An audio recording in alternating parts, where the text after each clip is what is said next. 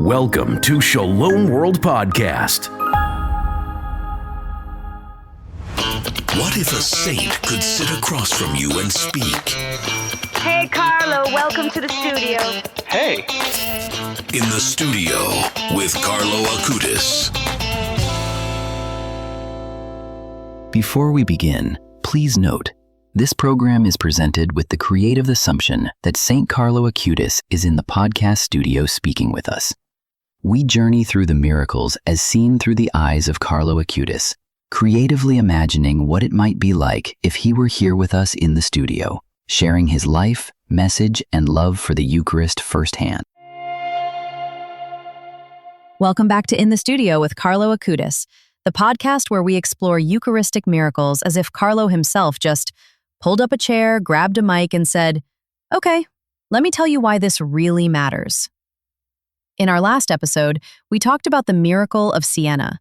If you haven't listened yet, you can find it on Shalom World Podcasts. Let's get started. Welcome, Carlo. How are you? Hey, thanks for having me. I'm great. But today, we're about to get a little uncomfortable. Oh, yeah.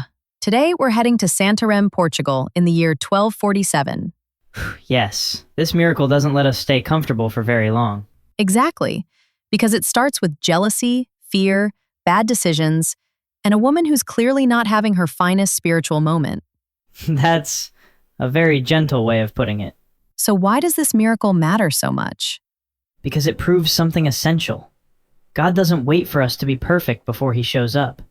All right, take us there. It's 1247 in Santarém. There's a woman living in the city whose heart is completely unsettled. She's convinced her husband is unfaithful. She's anxious, afraid of losing him, and desperate to fix what feels broken. And instead of turning toward God, she turns somewhere else. That's often how desperation works, isn't it? Yes, unfortunately. It narrows our vision. She goes to a sorceress, hoping for answers.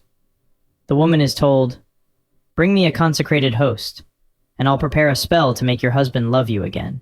Which is a hard stop. Completely. She knows it's a grave sin. She's terrified. But fear is loud, and she gives in to the fear. The next day, she goes to Mass at the Church of St. Stephen. She receives Holy Communion, but instead of consuming the host, she hides it in her veil and leaves. And the Eucharist doesn't stay silent. Oh no. As she walks through the streets, the host begins to bleed. At first, she doesn't notice. People stop her, thinking she's injured. Then she sees it. Blood soaking through the cloth. She panics, runs home, hides the host in a wooden chest in her bedroom. And she waits, with guilt, fear, and the unbearable weight of what she's done.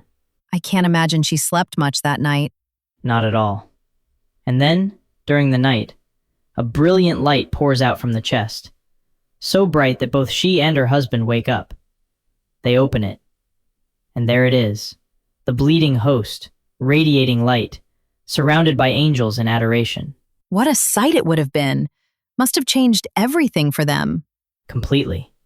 She confesses everything to her husband. Both repent deeply. They spend the rest of the night on their knees, adoring the Eucharist in which they had failed to recognize the true presence of Jesus and his love. The next morning, the priest comes. The host is returned to the church in a solemn procession. And for 3 days, it continues to bleed. I must add, this miracle wasn't brushed aside as a legend or rumor. No, and I love this part. The church examined it carefully.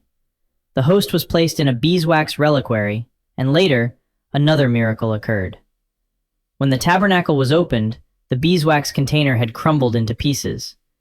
In its place was a glass vessel, holding the blood mixed with wax, perfectly preserved.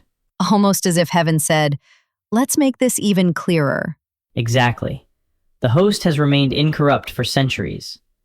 At times, it bled again. Some even witnessed images of Christ in the host. Saints came to venerate it, including St. Francis Xavier, before he left for India. And popes granted indulgences to pilgrims, confirming the Church's recognition of this miracle.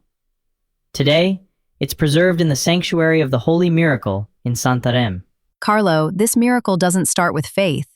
it starts with a grave failure. Yes, and that's why it's so powerful.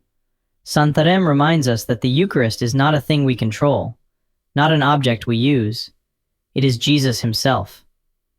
But it also tells us something just as important. Jesus doesn't abandon us when we fall. He confronts us, but gently.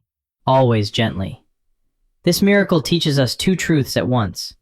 The Eucharist is real, and God's mercy is stronger than our worst choices. Every time we approach communion, we're invited to come awake, not to approach it because it's become a habit, and not out of force, but in real relationship with the Lord. So the miracle of Santarém shows us both the seriousness of sin and the tenderness of Christ's mercy, alive in the Eucharist. Yes. Before receiving communion, pause. Examine your heart. And if you're struggling with sin, doubt, or fear, don't stay stuck in it.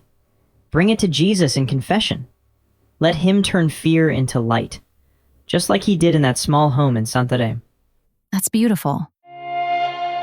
Thank you, Carlo. And thank you to everyone listening. We'll see you in the next episode of In the Studio with Carlo Acutis. Never forget, nothing compares to the gift of the Eucharist. Nothing. Shalom World Podcast is now available on all online platforms, including Apple Podcast, Spotify, and others.